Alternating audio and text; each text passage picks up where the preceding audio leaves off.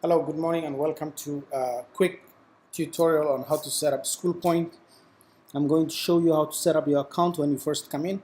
The first thing that happens is when you have your username and password set up, you go to account, and then you select your image, your logo. Let's say I have Schoolpoint as my logo right now, and if I want to change, I'm going to select image and then update profile. If you want to change your username and password, you have to use the current password, the default one that you get, and then put your new password here, and then you update. So the updates you do here do not conflict with the updates you do here. So that's how you set up initially.